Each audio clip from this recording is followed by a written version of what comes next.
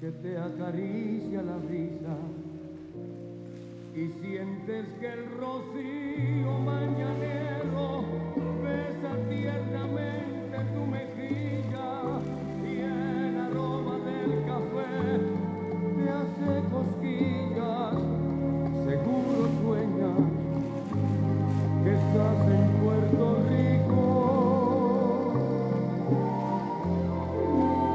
Si por casualidad duermes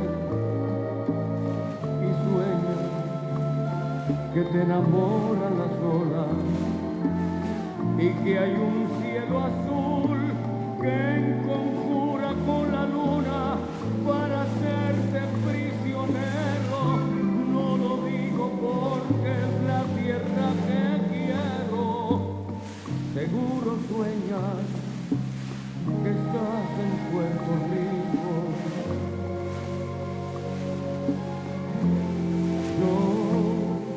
No puedo ocultar el orgullo que siento de ser puertorriqueño y que mi pensamiento, no importa dónde voy, se fuga hacia la islita. No importa dónde voy, a la tierra bendita, mi pensamiento vuela. Si por casualidad duermo y notas que una lágrima me brota, seguramente que yo sueño que camino por las calles de mi pueblo y en el recorrido aquel de mil recuerdos reviví el ayer,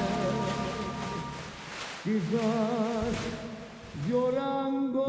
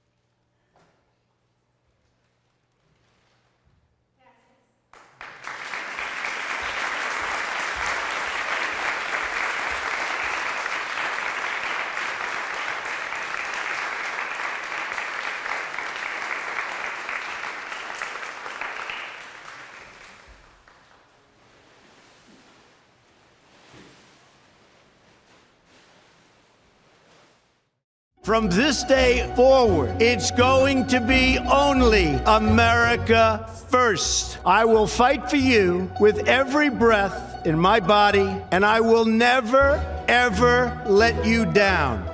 I give ourselves a 10. We have provided so much, so fast. As far as Puerto Rico is concerned, that's been going, as you know, really well considering. We're working very, very hard on Puerto Rico. I think we're really getting good marks for the work we're doing.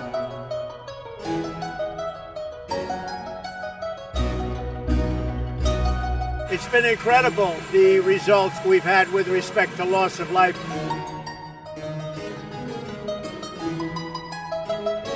People can't believe how successful that has been, relatively speaking. We have done an incredible job.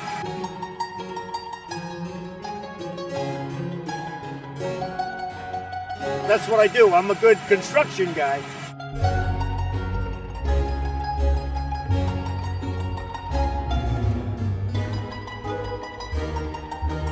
We will not rest, however, until the people of Puerto Rico are safe. These are great people.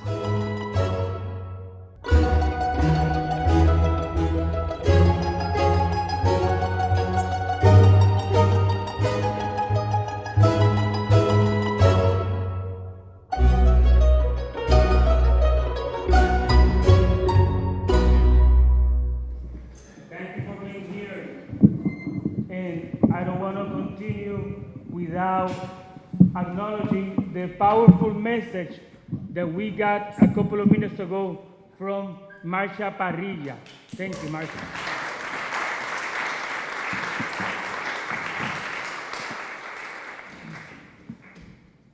I want to thank also the Jamaica Plain Forum. I live in this community, so I'm very proud that the Jamaica Plain Forum took over this important issue. I want to thank Annie Martinez. I want to thank Chuck Collins and the Institute for Policy Studies for to put the Puerto Rico issue forward, right?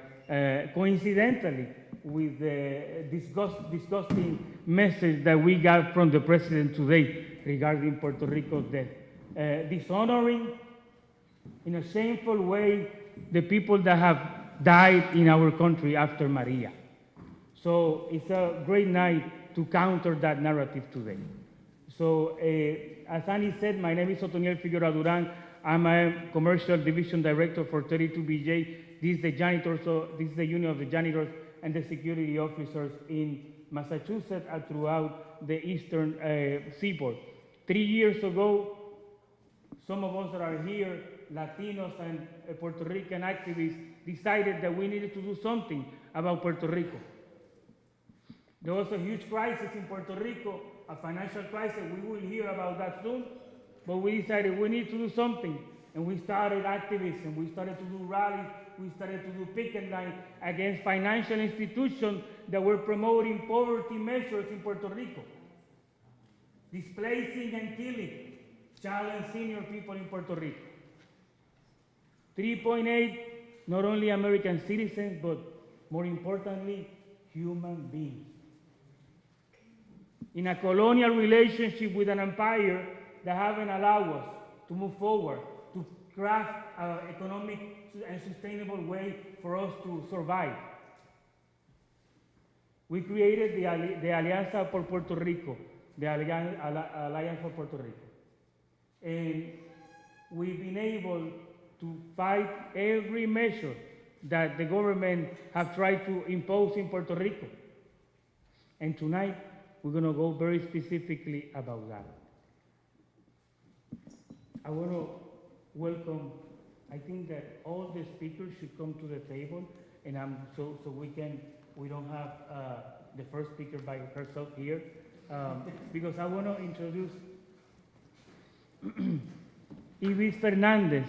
Ibis Fernández is a co-founder of the Alianza for Puerto Rico. Ibis Fernández is a co-founder also of the Massachusetts United for Puerto Rico Fund, a fund that was created 4 days after Maria hit Puerto Rico, and as of yesterday, we have collected $3.8 million for Puerto Rican. We have dispersed $2 million for grassroots organization. We didn't give that money to the government. we decided that we were going to put that money in communities that were needing that. Serious and transparent processes that we put forward. So Ibis Fernandez is originally from Puerto Rico and a lawyer by training. She's currently the program manager for the Pediatric Navigation Program at Boston Medical Center, where she works along a team of family navigators and community advocates. Ibis is a co-founder, as I said, Alianza for Puerto Rico. Also, a group named La Corilla currently is collaborating with other Puerto Ricans in preparing Puerto Rican Film Festival, right, here in Boston. And she will talk about the grassroots effort, right? After Maria, there was a grassroots effort from the diaspora and in the island, and she will talk about that. After her, I'm going to present every speaker so you can have an opportunity to know their background. I'm going to pass them.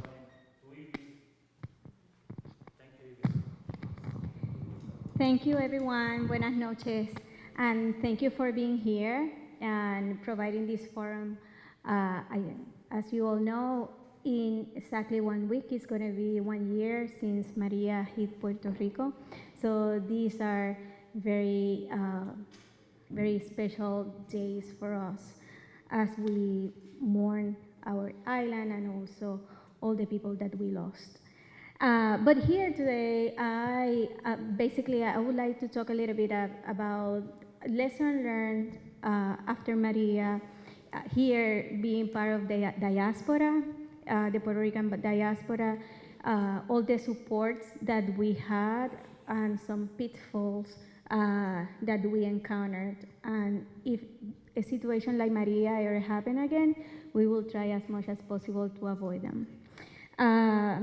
So one of the, at least for me, and something that I learned, not that I didn't know this, but for me it was incredible. It was the incredible resiliency of Puerto Ricans, both in Puerto Rico and here. It was so humbling to hear family members and friends saying, when we finally were able to get in touch with them, asking, ¿Cómo estás? How are you doing? And then saying, it's okay, we are alive. There are others worse than me. And we have a friend who spent the night that Maria hit the island, the government opened a river dam. So an entire town of Tua Baja, Levittown, was flooded. So he spent the night in the roof with his wife and 2 children in the roof of his house thinking, and people got drowned that night. And he said, no, don't worry about me. I am fine, my family is, we are all alive and we are gonna be okay. I don't know if that is just a surviving mechanism. And also when I visited Puerto Rico in February this year, I sat at a cafeteria and there was this really old man, and he looked so sad. And I said, do you want a coffee? ¿Te quiere un café? Do you need to talk? Because he looked so sad. And he started talking about his dog and how he was his blind dog and all the treatment that he was doing to this dog and all the money that he was spending on this dog. And not once he complained about what was happening in his house. It was just about how I'm going to manage this. It was like this sense when I visited Puerto Rico, this trying to get back to normal, when there was a very abnormal situation happening. People were still doing very long lines to get gas or food. Access to food was very inconsistent. And I kept wondering why that happened. My aunt, she lost part of her finger because she, in a really freak accident, trying to get to the office of the Puerto Rico Aqueduct to pay her water bill, even though she didn't have any water at her house. And I was like, what is going to happen if you don't pay? Are they going to, shut it down? Why? And she said, yeah, but I need to get back to normal. I need to continue with my routine. So to me, that speaks incredible to our resiliency. And that reminds me, there's like this really beautiful song written by Alianza. I don't know if you know her. It's called Palante. And at some point she said, from el barrio tu Arecibo, Palante. From Marble Hill to the ghost of Emmett Till, Palante. To Juan, Miguel, Milagros, Manuel, Palante. To all who came before me, we say Palante. To my mother and my father, I say Palante. To Julia and Silvia, Palante. To all who had to hide, I say Palante. To all who lost their pride, I say Palante.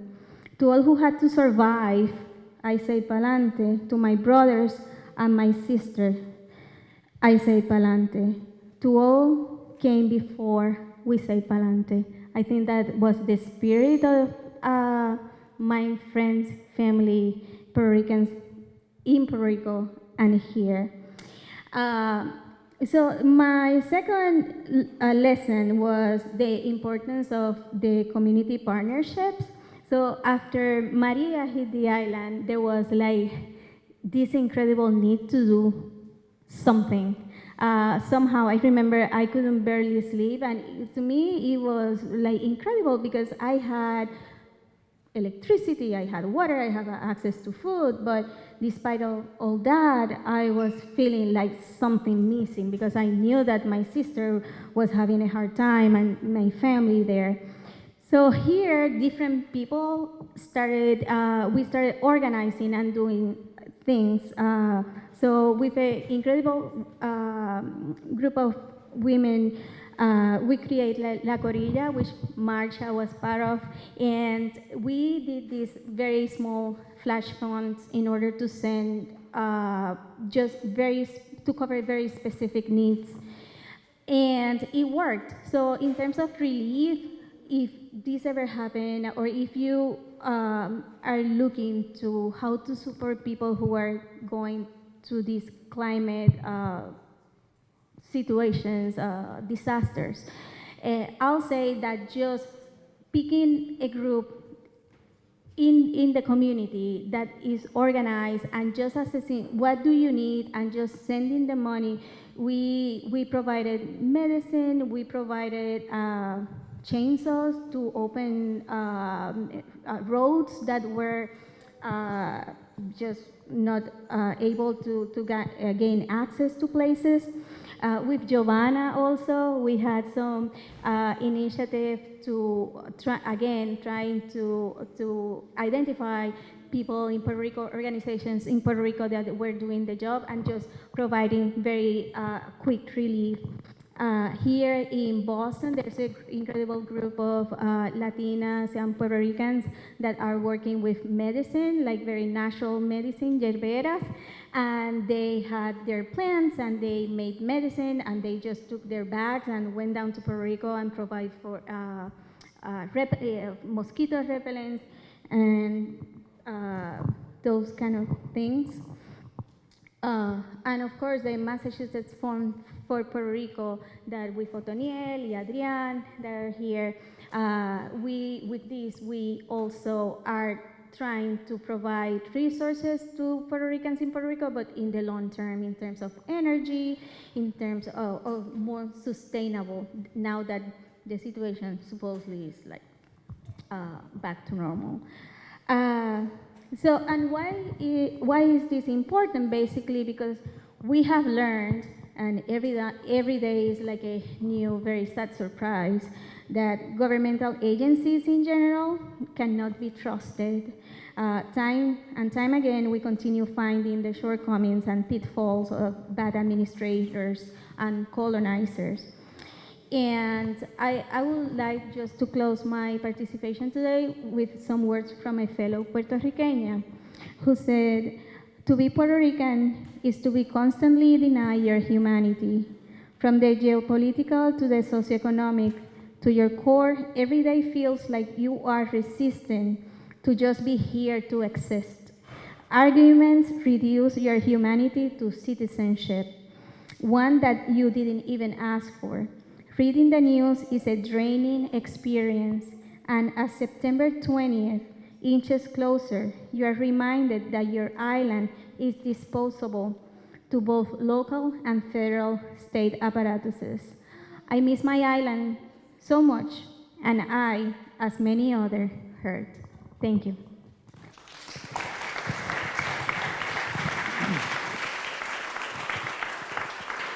Thank you, Liz. Now we're going to talk about the environmental impact of Maria and how grassroots organizations and communities in Puerto Rico, with the help of some organizations in the diaspora, have been dealing with that. We asked Jovanna Garcia from Grassroots International to speak about that.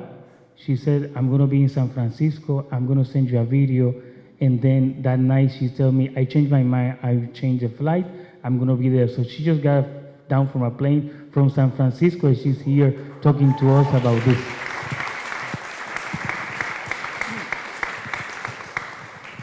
Hola a todos. ¿Sí? ¿Funciona? Sí. Good evening, everyone. Yes, I'm Jovanna. I just want to start with that parenthesis because, as Otoniel said, I just returned from San Francisco, where the GCAS, the Global Climate Summit, it happened, and governors and corporations are taking the decisions about what are the solutions to climate change. So, of course, these are false solutions that are centered in profit, not in nature. So, but we were outside. We were hundreds of people representing those that have been more impacted by climate change, indigenous peoples, people of color, traditional communities, immigrants. We have a delegation, international delegation with 20 people, including Puerto Rico. And we were there saying, like, you need to listen because we are the ones that are creating and implementing the real solution. We are the ones that are working in the front lines, not just to say this, change the system that bring us here, also to build the alternative system that we need as to have a more just world. So I discovered that Ricky Rosello was there. So of course we know what is his rebuilding plan and how he is pushing for disaster, open the door of Puerto Rico for disaster capitalism. So the group of Puerto Rico were there in solidarity. This was called Solidarity to Solution Week of Action, when we were doing different kinds of actions. Also we entered to the meeting and disturbed the meeting. Some people got arrested. I was not there because I was flying from here, but all my camaradas and compañeros y compañeras are there, part of It Takes the Roots. So the Puerto Rican people were there with a special mission, and was to talk about the impacts of the disaster capitalism in the people and in the nature in Puerto Rico, but also to say that the way that they want to rebuild Puerto Rico is working for a just recovery and a sustainable rebuilding, a just transformation that goes to the core and change what put us here in the beginning. So they were saying the solutions that we are bringing are community-led solutions that are based and centered in self-determination, and also the Puerto Ricans have the willing and the power to take decisions about their future and how they want to rebuild it. So that was happening over there, and I always we always talk about all the multiple crises that we're living, political, climate, economic. We talk about the hurricanes. We talk the hurricanes before Maria that are more connected with the debt, with Promesa, the fiscal board, that all of these crises we know that are rooted in colonialism and in the neoliberal agenda that have been pushed in Puerto Rico, oppressing our people for how many years? Hundreds of years. And we talk about that, but I think that it's also important to talk about the resistance in Puerto Rico has always existed. Hundreds of years, we have been making the impossible possible. So there has been different kinds of struggles in Puerto Rico, defending our land, defending our water, and defending our natural resources. This is a very important front that we know that have existed for a long time in Puerto Rico, and now is there, of course, with everything happened. And I want to share, I think also that this resistance to defend land, water, territory, and natural resources is connected, I think that is what we connect. Land is our identity, is what we are as a Puerto Rican. And this system that have been oppressive us have tried to break that connection with the land, with different initiatives, but I think that that's what make us to come, as you were saying, in a collectivist way to survive and to build. So some of these struggles that we know that have been happening in Puerto Rico, we know that we stopped the open sky mining in Puerto Rico that was proposed in the heart of the Cordillera in Puerto Rico. We stopped that. We passed a law, it's prohibited in Puerto Rico to do mining, open sky, but we continue fighting to protect our watershed because we know that water is life. We also expelled the Navy from the island of Vieques, where they were polluting our land, our people. They were putting at risk the health of thousands of Puerto Ricans that live in the land. In that land. So we expelled the Marine, but that struggle is not done because they have to responsibility they don't want, but they need to clean that land, yeah, and clean all the mess that wars left behind. So hundreds of struggles of people defending important ecosystems in Puerto Rico against developer of hotel, luxury apartments, golf courts, those ecosystems that protect us when a natural disaster comes. And we always talk about natural disaster, but I want to highlight that this is not just a natural disaster, this is a made man disaster. So there was the struggle against privatization, that we know that that's one of the things that have been pushed to resolve our problems of our commons, specific our beaches, our rivers, our water. The struggle against GMOs, when the GMOs companies, Monsanto, Syngenta, are using our fertile lands that should be in the hands of the small farmers and peasants in Puerto Rico to do experimentation that is not just affecting us, it's affecting the people in the global south where they implement and commercialize these products. So we know the struggle against the burning fossil fuel power plants and other sources of pollutions around the island that have been concentrated there, and much more. But after Maria, all of these struggles are going to intensify, have been intensified, and it's very important to mention that the frontline communities, the grassroots groups, and the social movements are in the resistance in the struggle, but are also creating those solutions and that alternative that we were talking. So, as you were mentioned, those people in the front line, families and grassroots groups, were the first responders. They were the ones that defined life or death. They were the ones that went there when nothing were working.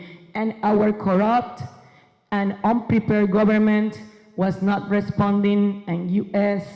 shameful, deadly, inadequate response that made me mad every time that I remember, and I continue being mad with everything happening now.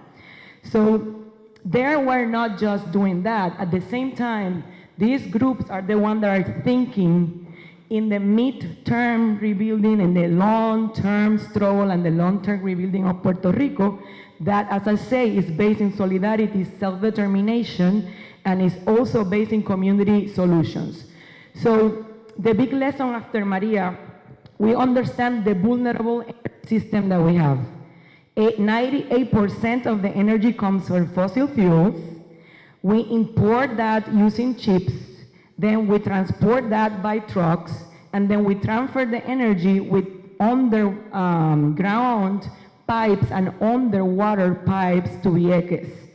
So this system is not sustainable, and we cannot rebuild to the same, because we need for this, we lost a lot of lives, and we are not going to allow that to happen again. So I like to use the word resilience, but I also need to put it with resistance, because resilience is to come back to the same place that we are, and Puerto Rico cannot come back to the same place that we were. We need to move to a real transformation.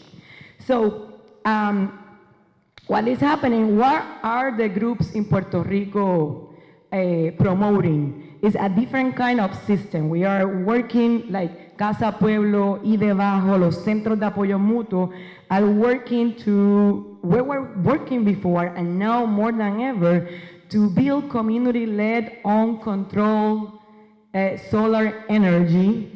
So people, the energy is produced in the same place that is consumed, that we not depend on all of these things that happen. So there is a push for food energy sovereignty. That is what we're talking. We are the ones that control the energy. Energy for whom and energy for what? And it's for the communities, so we can be prepared because more hurricanes will come.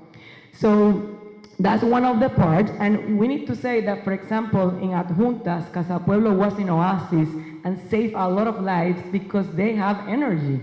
They have been for decades promoting the energy, the solar energy, community control, and have been saying and saying again. So that was really important, and they continue that work. Another solution that we are working in Puerto Rico is that we need to take our land back to produce our own healthy food. Through agroecological practice, we need to guarantee that we can feed Puerto Rico. That's core for our rebuilding. So the food sovereignty movements in Puerto Rico have been doing this for years. They have been working in brigades, a methodology that saved a lot of lives because they have been doing this forever. Working together farm by farm, identifying needs, and rebuilding their farms.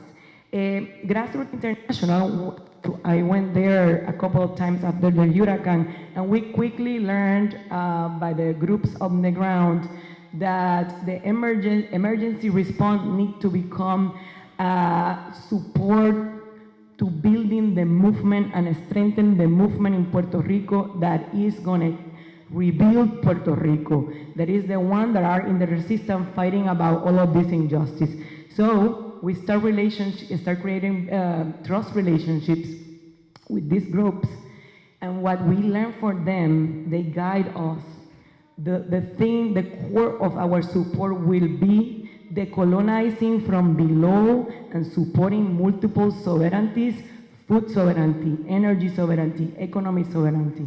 And another important thing that is part of our framework is that we need to strengthen the grassroots feminism in Puerto Rico because they are the ones that are going to push the transformation in Puerto Rico. Women are the protagonists of change, and they are they don't receive the resources that they need to do this work. So that's important. So I can talk a lot. I don't know how much time I have, 2 minutes. So I'm gonna close.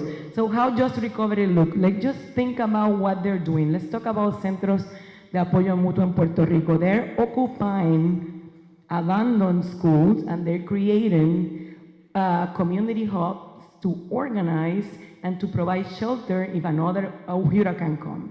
They are installing solar energy so they can have collective projects that people can go and save their life when they need it if another hurricane comes. They are implementing comedores sociales so people can have breakfast, lunch, and dinner. They're farming so they can produce the food that is going to supply those comedores sociales. They are installing water filters in the rivers so they have access to clean water when the hurricane hit and you don't have clean water. That was a big problem. They are building seed banks so we protect our seeds.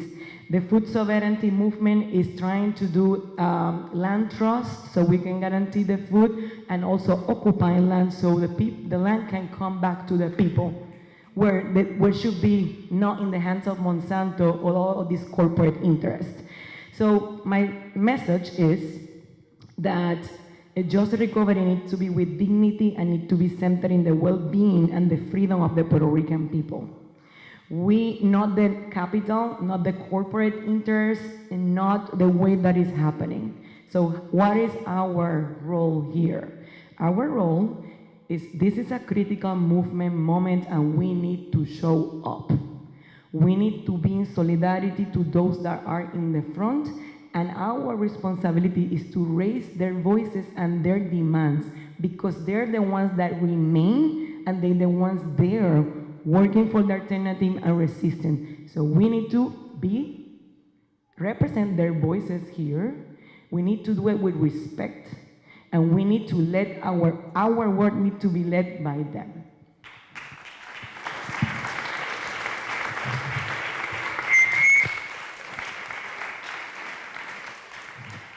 For being someone that just got from the plane, she has a lot of energy, right? Thank you, Jovanna, for an amazing presentation. So, yeah, Marsha, is it okay? I just have some feedback here. So, we're going to have now Debbie Perez. Debbie has a master's in public health from Boston University, and she now works for a healthcare tech company in Watertown. After being disconnected from her family in Puerto Rico and losing her stepdad shortly after the Hurricane Maria hit the island, she decided to begin a journey as a public health activist for Puerto Rico by starting a podcast called Boriken. That's B-O-R-I-K-E-N, Boriken. Because Puerto Rico is a colony, but by using the Native American Taino name of Boriken, she hopes everyone will join her in envisioning a future where anything is possible. Debbie Perez. Thank you so much, Atene. I'm honored to be here today to be speaking to all of you about my story and also the stories of Puerto Ricans that I've had an opportunity to interview through this podcast. So I want to bring you back. I came to Boston, Massachusetts to study at Boston University, and I came from Florida, a very red state. I came here to study, and I finished my public health degree a couple of years ago. But the public health education that I received was really monumental in changing the way that I saw myself. And I think that's really important to note, that I think for a lot of my life, I was very ashamed of who I was because I came from a very impoverished community, and both my parents are Puerto Rican, and they also came from very impoverished. Does that sound better a little bit? Is it the speaker? I can move a little bit. Is that better? Yeah? Okay, perfect. Yeah, so I think that my public health education was really monumental in making me this activist that I am today. And so what happened after Maria, right? So 7 days of silence. I was waiting, oh, maybe I don't need it. Can everyone hear me okay? I can speak up. No? Is this better? Okay, perfect. Just keep it like this. So after Hurricane Maria, I wasn't in touch with my mom for 7 days, and my mom, my stepdad, my abuelita, and it was really tough because you really started to depend on the people around you who are also Puerto Rican to, because they're the only ones that really understood what you were going through. So after the hurricane, I obviously looked for ways that I could help, and I was really inspired by all of the people who were going down, who were contributing their time. But my mom said, don't come just yet. This is really crazy. Why don't we wait for Christmas or after Christmas? Let's just see how things go. But it was really difficult because once I actually heard from her, she said that they hadn't received water or food. And because of the flooding in Tua Baja, where she was, they lost their means of transportation. So they didn't have a car. So they had to walk for miles for food and water in the weeks after Maria, and they had neighbors who were willing to help, but you can imagine everybody was just struggling to survive. And so I remember thinking to myself, I just want to hop on a plane and get over there, but so many people were saying that's just not the answer. And so I waited, and I obviously knowing that they had just survived the hurricane was enough. I felt I can get through this as long as they're okay, it'll be fine. And then as the months went on and they were still struggling, I kept thinking, I should just get that plane ticket today. I should just get down there. And then on December 6th, the early morning hours, picked up my phone when I woke up to see that she had been calling me. And I picked up the phone and she was crying and she said, Cándido se murió. She said my stepdad had died in her arms from a heart attack. And that was really, obviously, shattered my world. I couldn't believe what I was hearing. I think a lot of times when you hear something like that and you're so far away, you know, you wish you were there. And so I remember just thinking to myself, I never imagined that my first time back to Puerto Rico after the hurricane would be to go bury somebody that I loved. And so, you know, in that month that I was with her, that I had a chance to be with her, I kept thinking, what can I do? What can I do? What are my skills and how can I contribute to helping rebuild Puerto Rico? And I was, again, really inspired by all of the voices, and I thought to myself, well, there's a lot of content out there about Puerto Rico, but nothing necessarily looking at it from a public health perspective or lens. And so I said to myself, well, I can start a podcast. I've been listening to podcasts, and I thought, maybe that's the way. And before I could give it another thought, I just immediately dove in and decided, I'm gonna do this. So I started telling people, I'm thinking of doing a podcast, and moved to, I'm definitely doing a podcast, I'd like to interview you. And the support from the community, the Puerto Rican community, was overwhelming. You know, people were constantly giving me referrals and saying, you need to interview this person and that person. And today I've interviewed at least 18 people and more coming. And I'm very, very, I guess, proud of the fact that I've been able to elevate the voices of Puerto Ricans in my own way. And I think also this idea that, you know, my stepdad, with his death, his gift to me was the ability to recognize that I have a voice and that I should use it. And so I think with this podcast, it's to elevate the voices of Puerto Ricans, to understand the issues that are affecting Puerto Ricans, but to also tell people that, you know, we were a former colony. America was a former colony, and we can stand behind the Puerto Rican people to help decolonize Puerto Rico. I think that's the right thing to do. I think that's the thing that we should do. And so I think that with this podcast, I want people to listen. I want them to hear the interviews, to hear what people are doing on the ground to help Puerto Rico. But I think for the most part, I want Americans everywhere and people everywhere to be, to support the Puerto Rican people and the issues that matter to them. And so, again, I think one of the most important things to remember about Puerto Rico is that they aren't free.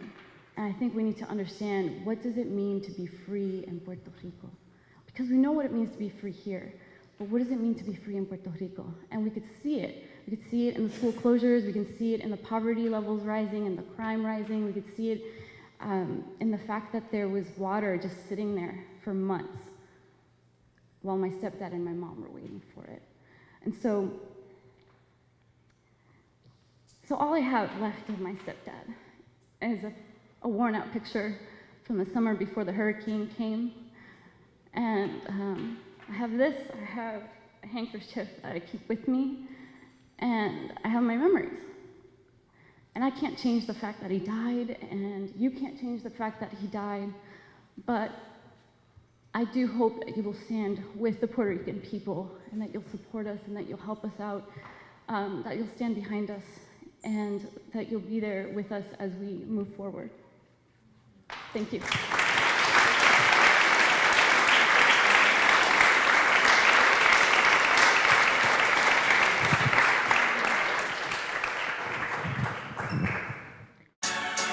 Vulture hedge funds are profiting off of Puerto Rico's debt crisis, and people are literally dying because of Wall Street greed.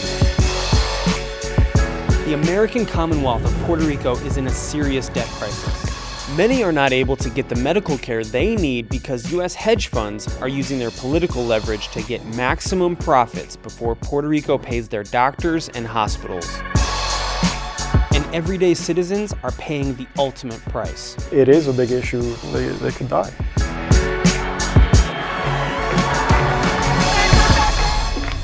Unfortunately, my uncle suffered a stroke. When they made the recommendation to see a neurologist, there were only 2 available on the island that day. I was diagnosed with multiple sclerosis. I'm an internationally known salsa dancer. It messes with your speech, your vision. It just completely changes your life. The Puerto Rican people are in a desperate situation, and that's exactly what vulture hedge funds are looking for. Including Blue Mountain Capital. Blue Mountain Capital. Andrew Feldstein of Blue Mountain Capital made our top 100 richest hedge funds in the world. Vulture hedge funds like Andrew Feldstein's Blue Mountain Capital get their name by identifying desperate economies so they can buy up debt and bonds for a fraction of the true value. And then squeeze every last drop out of their debtors. They did it in Detroit, Argentina, and Greece. And now they're targeting Puerto Rico. Blue Mountain Capital owns $400 million of bonds issued by the island's energy company, PREPA. PREPA tried to restructure its debt in order to stay operational, but Blue Mountain immediately sued Puerto Rico to make sure the hedge fund was paid first. Puerto Rico's debt problem has gotten so dire, the Power Authority cut off a hospital that's behind on its bill. They're closing a hospital in Guayama. They were unable to pay their electric bill, so the electric company ordered to shut down the hospital. You have people who are responsible for healing sick people, and they're being laid off. We have lost about 5,000 jobs. In order to reduce costs, we closed this particular ward over here and the one on the other side as well. You talk to the staff here at the hospital and it's heartbreaking. They can only get medicine to treat children with cancer if they pay cash in advance. You know, when we look at what we've built at Blue Mountain, we're proud across the board of our performance. Very excited about the opportunities for a long time to come. Vulture funds are demanding to receive an estimated 244% profit before the Puerto Rican government is able to fund public health services like Medicaid. The financial crisis has affected all of us. One government agency can't pay the hospital can't pay suppliers, and you don't get enough equipment to treat patients. Hospitals close floors, hospitals close down. I have Medicare, but I can't find a doctor. It doesn't stop there. Puerto Rico is losing a doctor a day. There is a wait list for several specialties. The waiting period is just more than 4 months. And if we keep losing physicians, then it's an issue now. The doctor doesn't deal with MS patients anymore. Recommends another doctor. I call that doctor, no answer. My uncle, when the stroke occurred, he was supposed to have gotten care on Friday. He didn't get it until Tuesday or Wednesday the next week. Died about 4 days later. Estimates indicate that vulture funds will make upwards of $15 billion no matter when they get paid. But they are demanding profits before the health and safety of Americans in Puerto Rico. We have hospitals that don't have electricity. With no action, you're going to have chaos on the island. Puerto Rico is in real trouble. These vulture funds have lived up to their name. Puerto Ricans have been suffering the effects of savage government cuts. Some of the hedge funds that are actually right now own some of this debt are the same ones that own some of the Argentinian debt, and they got their payoff. 3.5 million Americans are facing a dire crisis right now, and the clock is ticking. We don't win what we don't fight for. So let's stand up to the hedge funds and let's fight for our brothers and sisters in Puerto Rico. It's time to hold hedge fund vultures accountable for what they're doing in Puerto Rico, the States, and throughout the world. Call Andrew Feldstein. Ask him, how many more billions do you need to stop pillaging Puerto Rico? There are so many aspects of the crisis in Puerto Rico before the hurricane and post-hurricane. We want to talk about health, mental health specifically, and we have with us Lisa Fortuna. Lisa is the medical director for child and adolescent psychiatric services for the Boston Medical Center and co-director of the Transforming and Expanding Access to Mental Health in Urban Pediatrics. She has gone to Puerto Rico, she has worked in Puerto Rico, and we're very happy to have her here with us. Thank you. Thank you.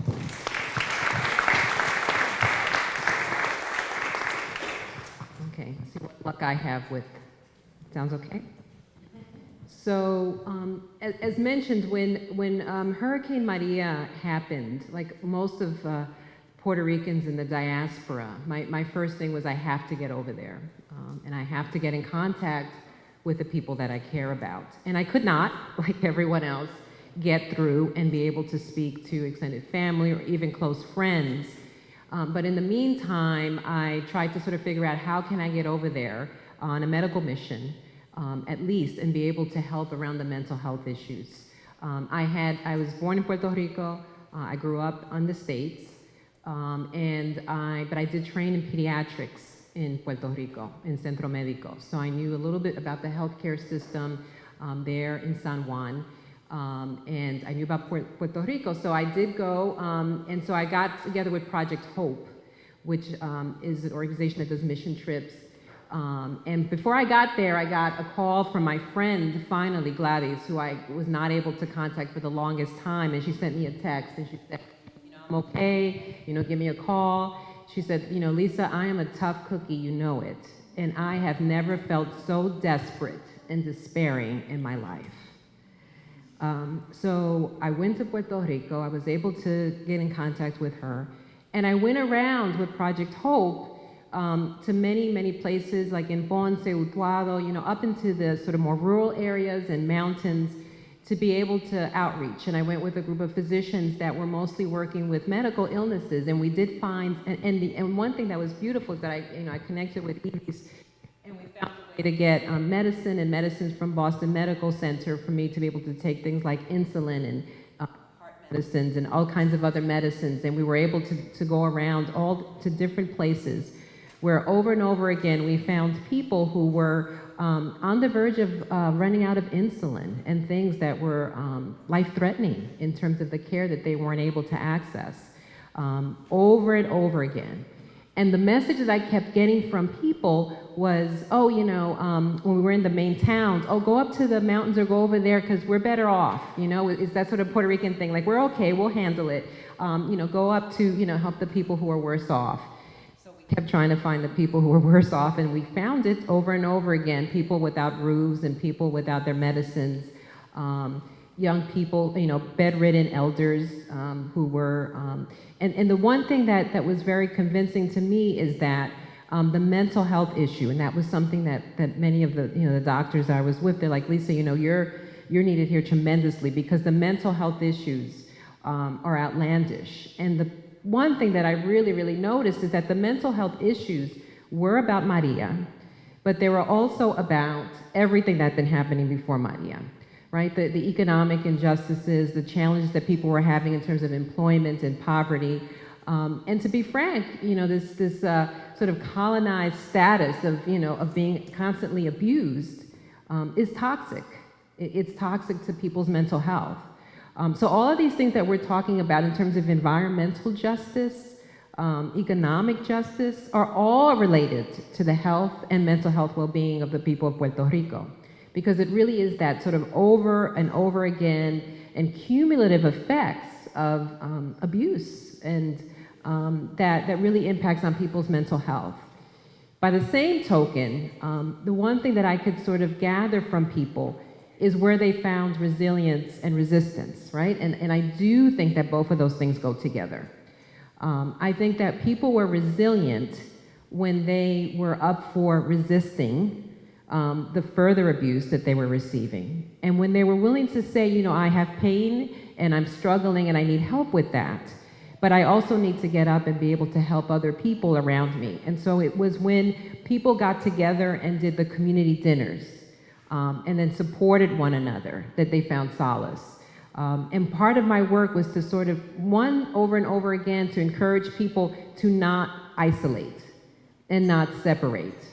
And I remember this one woman who was very depressed, and a lot of the PTSD, again, and depression and anxiety was already there and was exacerbated and worsened by Maria and the desperation of being in the darkness and silence for too long.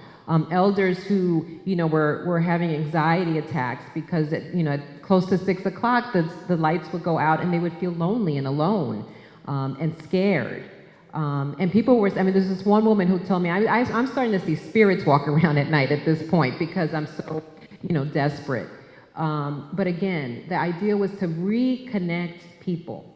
And the community organizations were critical even to that mental health. One of the things that has been clear is because of all of the medical issues and the financial issues and the loss of physicians and the loss of care and the loss of coverage for medical care, people for the longest time were not receiving mental health services that were adequate. one thing that I was very, very concerned about, and I want to sort of keep making a big deal about, is that everybody was on Valium. Over and over again, I met elders and everything, and I'm like, well, what are you saying? Well, I've been on this Ativan, I've been on this Valium for like 30 years. And I said, wow, is Puerto Rico becoming this place where like alcohol and Valium and things like that are the way that people are having to handle their anxiety, because there weren't sufficient psychologists and things to treat that appropriately. I mean, elders on Valium. So that was one thing that was concerning to me. And then the other thing that was concerning is people's sense of loneliness, especially with the mass exodus of Puerto Ricans off the islands. That was something else that young people and elders were struggling with. And then the other thing was the transformation of Puerto Rico, the loss of family members, and the other thing that I talked to people over and over again is that they said the thing that struck them the most is when they saw the islands brown and it didn't have the trees the way it was, that was so disorienting and so painful. And I remember someone telling me there was 10 days that it didn't seem like the coquis didn't even sing. And they were like, my God, could the coquis be dead, you know? El Yunque, which had a massive destruction, caused mourning for people because of the essential identity that El Yunque, the rainforest, has for Puerto Rico. So it was just this massive loss after loss after loss. But again, where the resilience and resistance is when people looked towards each other, these community organizations, places like Casa Pueblo, that not only sort of provided, electricity source because they had solar energy and people could actually go in there, but they also had a place of community, of resilience, of resistance, and everywhere that people talked about, we're gonna rise again. That's where people were feeling like they had, the strength to move on and that they were not isolated. And I remember this one woman who told me, when I saw the trees, starting to become green again, and when I saw the flowers that were growing in my garden of seeds that I didn't even plant, they just blew in there, but they were beautiful. They were saying that's what Puerto Ricans have to do. We have to follow the message that the nature is telling us. We have to bloom more beautiful and grow more lush and do it our way. Plant our food, plant, our culture, and continue in resisting with that. And the same thing with the children. We talked about what was scary. They're like, oh, the trees. But then we started talking about what were the trees that didn't break? Well, the ones that were flexible, the ones that were strong, the ones that looked at, to sort of stand, to support one another. And they talked about the trees that had strong roots that were connected to all the other roots around them, right? So I really believe that Puerto Rico, overcoming these issues of colonization, injustices economically, environmental injustices, is completely tied to the mental health of Puerto Rico. So that's some of the things that we're trying to do now, including trying to support the psychology and other students that are still there, trying to struggle with their family, in being able to learn strategies for dealing with PTSD and anxiety and depression, not using benzodiazepines and Valium, and also interconnecting with community organizations that are providing these other ways that we continue to be resilient and resist as part of that mental health and moving on from trauma. So.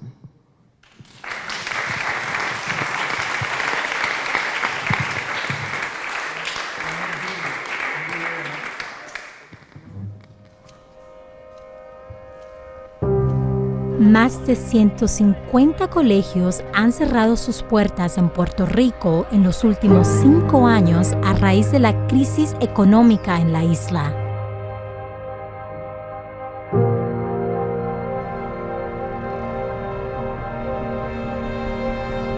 The current situation favors the billionaires and hedge funds because they will get paid before the teachers in the schools.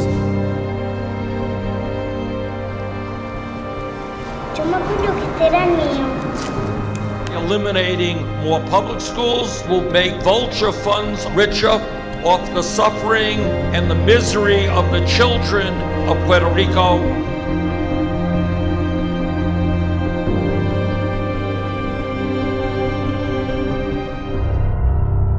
But so-called vulture funds are companies that buy up debt at rock-bottom prices, then demand payments much higher than the original amount of the debt. But the vulture funds don't want to negotiate. Instead, they want Puerto Rico to fire teachers, close neighborhood schools, and cut support for the University of Puerto Rico so that these vulture funds can squeeze out more profits.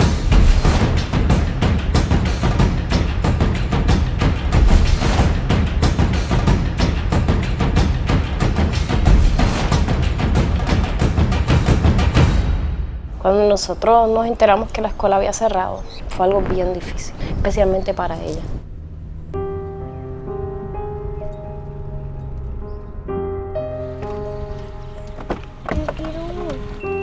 Por la mañana es difícil que ella entre cuando no la va a dejar a la escuela. Ha sido un proceso bien difícil, o sea, casi un año que ni para mis hijos ha sido fácil, ni para mí. Y sé que muchos padres también, que los niños están pasando por procesos de ansiedad, de niños que han bajado sus notas. Esto no es justo, o sea, estas escuelas jamás debieron cerrar.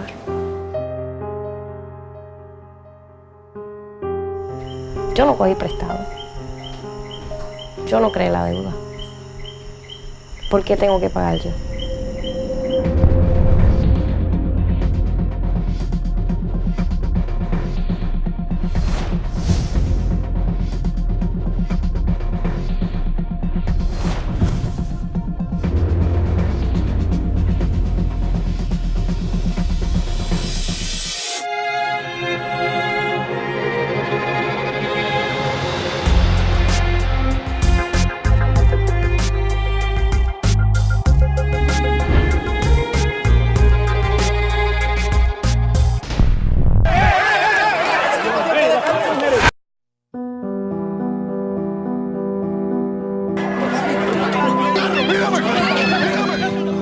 En general, los fondos buitres han impuesto una agenda de austeridad en Puerto Rico.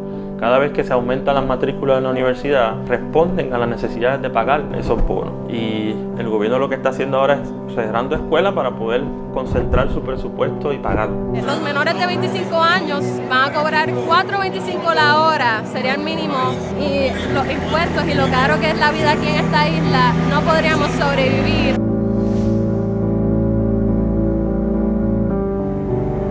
Soluciones a no quedarme con hambre es el comedor social. Tengo gallinas y podemos intercambiar huevos por comida. Aquí nosotros cocinamos para los comedores sociales de Puerto Rico y en los últimos meses ha hecho noticia el hambre que pasan los estudiantes. And Wall Street jumps in by stepping up their demands for austerity measures that will make them very, very rich at the expense of the people. Children in Puerto Rico will not lose education to make billionaires richer. We have to decide who comes first, vulture funds or the American people in Puerto Rico. Right now, Wall Street is circling the wounded animal like vultures waiting to get their piece. Austerity will not solve this crisis. It's time to hold hedge fund vultures accountable for what they're doing in Puerto Rico, the States, and throughout the world. Call Mark Brodsky. Ask him, how many more billions do you need to stop pillaging Puerto Rico?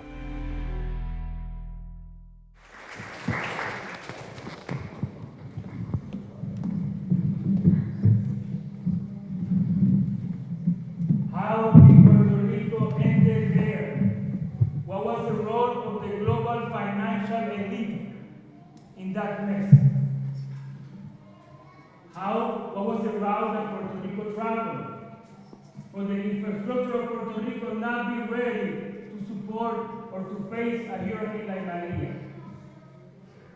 Armando Santiago Pintado is the national coordinator for Vamos for Puerto Rico, a stateside labor, community, cultural, and human rights group committed to fighting for justice for Puerto Rico and empowering the Puerto Rican diaspora.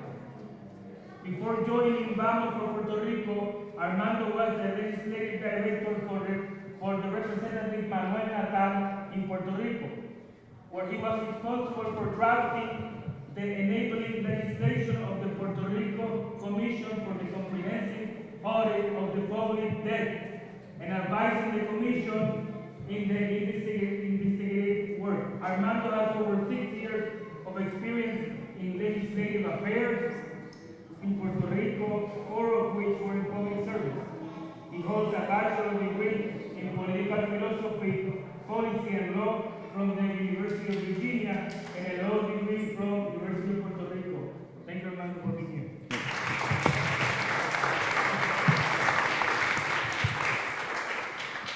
Thank you, Daniel, and thank you everyone for being here and for sticking around for so long. I know it's a long program. I'll try to be as engaging as I possibly can. I'm very thankful for all the videos that have been shown up to this point because they've taken away all of my talking points and I have absolutely nothing to add. That's not true. So Otoniel wanted me to share and especially take a tour of how we've gotten to the position that we're in right now in Puerto Rico. How many of you had already heard about Puerto Rico's economic or fiscal crises before today? Amazing. That's great. That's great. How many of you have heard that this crisis is 10 years old, about 10 years old? How many of you have never heard how long this crisis has been going on for? Okay, so would it surprise any of you to know that this crisis has actually been going on for, give or take a year or two, about 120 years? Yeah? So, a little known fact, politicians will lie to you. And Puerto Rican politicians will also try to lie to you. If it's not convenient to say that they don't have the solution or the fix to a problem, they won't tell you. You're not supposed to know that they don't know what they're doing. So, this is gone. Oh, there it goes. What happens when you completely forget how you got to where you are? Do you know where you're going to go? Do you know how to get out of the place that you're in right now? You don't.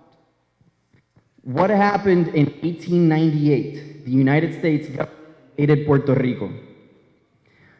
1898 and 1899, Puerto Rico was governed by a military dictatorship. It was a military board set up by the President of the United States in Puerto Rico.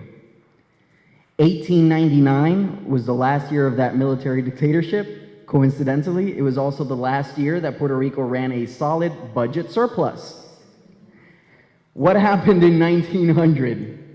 Has anyone ever heard of the Foraker Act of 1900? It was the first act under American rule that gave Puerto Ricans a civil government. That was also the same congressional act that took away half of Puerto Rico's revenues in a single year. Before 1900, Puerto Rico had been running for 20 years straight a budget surplus while simultaneously using a third of its budget to essentially prop up the Catholic Church in Puerto Rico. 1900, separation of church and state. Hey, you don't need that money. There goes a third of your budget. And half of your budget is actually coming from taxation on imports and exports. That seems like a fair enough federal area where we can just decide to take that away from you and say it's ours now. So they've taken away half of our money, and what do they replace it with? Nothing. Right, nothing. So government expenditures goes down. Suddenly there's no money for schools, no money for welfare, no money for housing. People are destitute and there is no safety net. So it's not a good look, by the way. If you're a growing empire at the beginning of the 20th century and you're trying to say, hey, we're doing so well, look at how we're expanding westward, look how we're trying to invade Latin America, and this is our kickoff point. What do you do when you need to create an economy to showcase to the world when you have nothing that you're putting into it, and you've just taken away or raided half of its funds? You use debt. So in 1900, 1901 through 1903, the United States government started propping up an economy in Puerto Rico based on debt. That debt came from banks in New York who were lending an American former military official that was appointed by the President of the United States to run the island of Puerto Rico as a colony, got the banks in New York to lend the money to that governor so that that governor could use those funds to create an infrastructure for American corporations that needed to find cheaper sugar. Anyone here ever heard of Domino Sugar? Formerly known as, anyone know the original name? No, it was the U.S. Sugar Company. The U.S. Sugar Company built a significant portion of its empire in Puerto Rico's cane fields. That money was paid, those fields were seeded, planted, grown, and harvested by Puerto Rican hands and funds.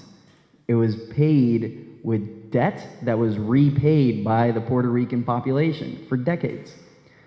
The sugarcane industry died with the hurricanes between 1928 and 1932, right? What happened during that period in the US? Depression, and then after that, some kind of a New Deal? Right, New Deal. And there was a ton of public money that was flowing into the US to try to stop really bad things from happening to the population. Again, not good to be an empire, ever growing, ever expanding, and have a destitute population that you don't know what to do with. They don't make for good international headlines. So a lot of money is just flowing into the states, backed by the federal government, and Puerto Rico, owned by the federal government, managed by the federal government, appointing the administration in Puerto Rico, decided that they were going to give free money to Puerto Ricans. No, it was more debt, right? We need to build an infrastructure that's going to prepare us for World War II, and this island just got completely torn to crap after 2 hurricanes. We have no idea how we're going to set up a military base or 15 military bases in this island, and we're suddenly blocked off from access to the island by the Germans. The Germans take over the island. What the hell are we gonna do? That's our entry point into Latin America. We need to find a way to fund this. So they send this, I guess now he would be labeled an expat. It was a former socialist policy genius from the States to govern Puerto Rico and create a socialist type of government set up on the island. We have food sovereignty now. We're going to have a public corporation that's going to sow the fields with food that's going to feed the population, and we can provide for ourselves. We're going to have a public power authority. We've been relying for decades on a private power company that refuses to electrify the poor in the rural areas, right?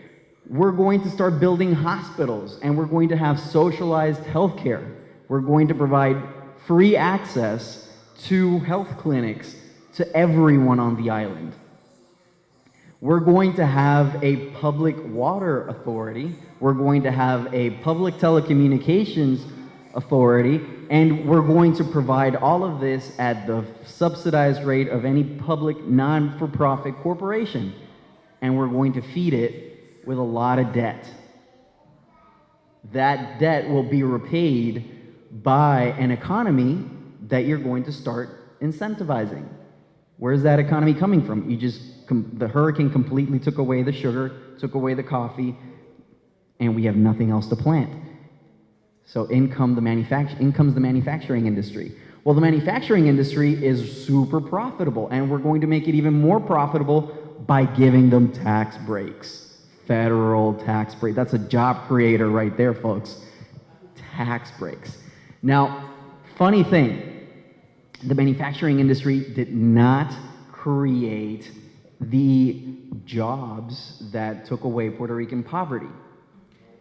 What happened was the government Puerto Rican government, at this point it started to be elected so that it just looked better internationally. That whole, lack of democracy when you're trying to say that's what the Soviets do, not a cool thing. So they bring in these manufacturing companies promising lots of jobs, progress. Hey, you're having a power plant built right next to your house. What could possibly go wrong?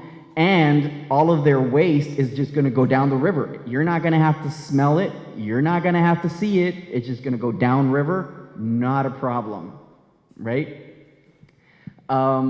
Besides, it creates jobs. So what was happening is the government was getting rid of the Puerto Rican population to the tune of over 300,000 Puerto Ricans being shipped out of the island to the States, whether or not they consented to it. That was just completely irrelevant. So, and they were trying to get rid of the poorest of the country. That economy was hustling and bustling. The manufacturing industry started bringing in a ton of money. And you would think that's going to repay the debt eventually, right? No. So these manufacturing companies were given tax breaks at the Puerto Rican level too. They didn't just have tax cuts at the federal level, they were going to be tax exempt in Puerto Rico. The only condition was they needed to deposit their funds in banks that were set up in Puerto Rico. Why?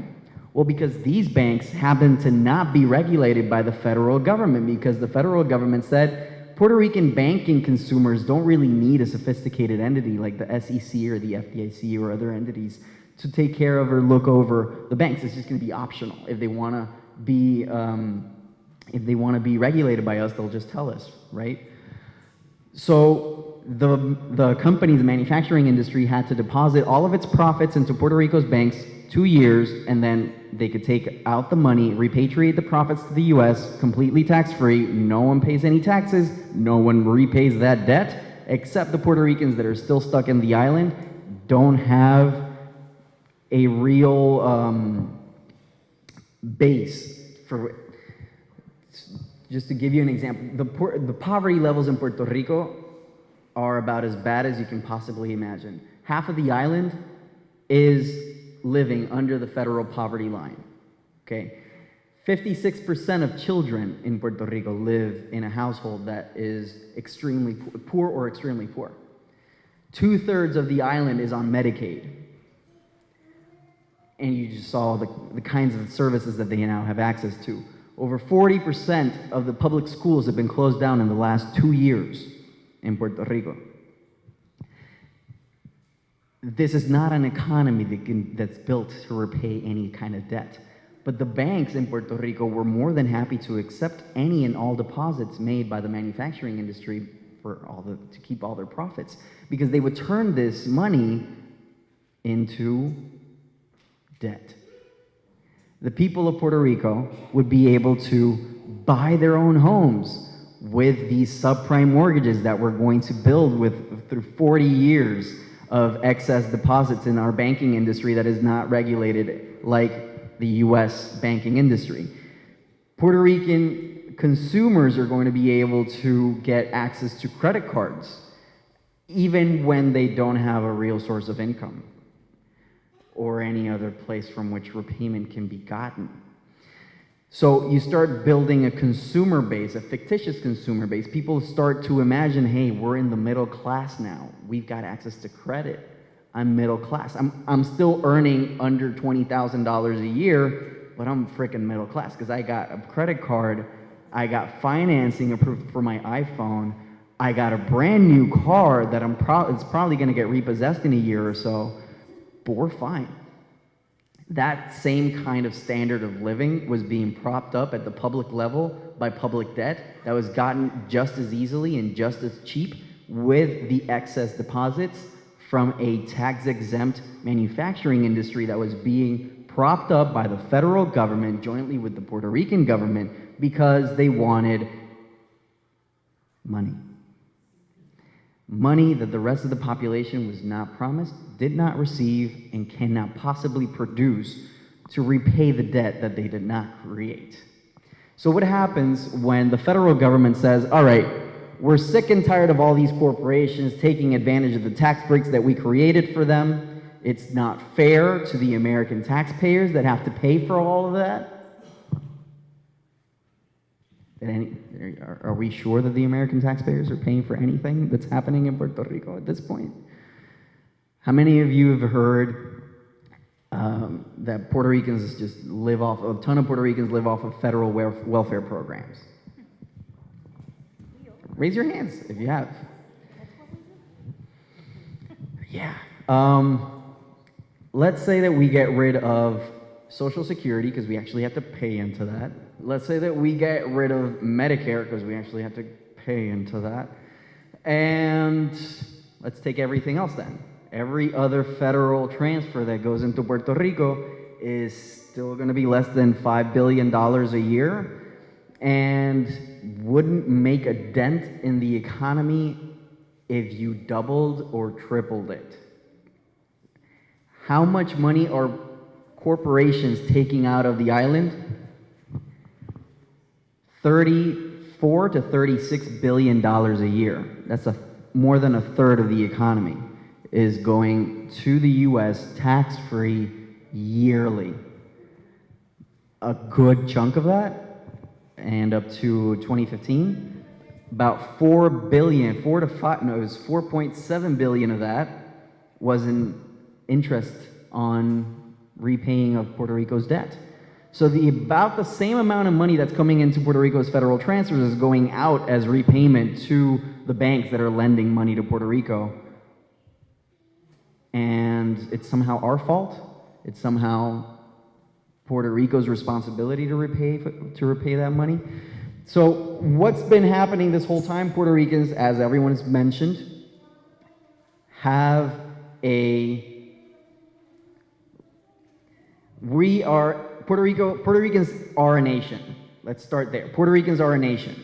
And Puerto Ricans as a nation live under colonial rule from the US. Simple enough. What does that mean? How many of you identify as people of color in this room?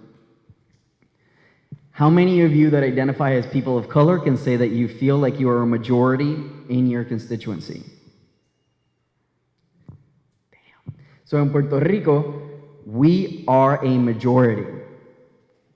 It is about the only place in the United States where Hispanics and Puerto Ricans can say they are a clear majority. A majority, imagine if people of color in the US had a clear majority. How much political power do you think you'd have? How many things would you feel like you'd be able to get? Better healthcare? Better public education? Yeah, we can win elections by 90 to 95% and still not be able to improve our condition because democracy doesn't apply. When that happens, you have to look to other alternatives. Puerto Rico's diaspora in the States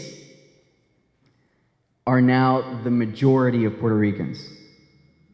Puerto Rico is now a migrant nation. 5/8 of Puerto Ricans live stateside. Just over 3.3 million live on the island. It's the first time that's happened, and it's happened in the last 8 years, where over 10% of the population migrated to the States. That creates a situation where we can harness that power, not just of the 5 million Puerto Ricans that live in the States. We wouldn't be able to make a dent. It's a population of over 300 million citizens, right? But we can use not just the 5 million Puerto Ricans, but also Puerto Ricans' allies in the States. White, black, Hispanic, Mexican, immigrant, you name it, anyone can be an ally. Labor can be an ally. And even when we don't really make a dent in Boston, Boston can make a difference for Puerto Rico. You have political power that can help change Puerto Rico's history under American rule. So I'll finish with that.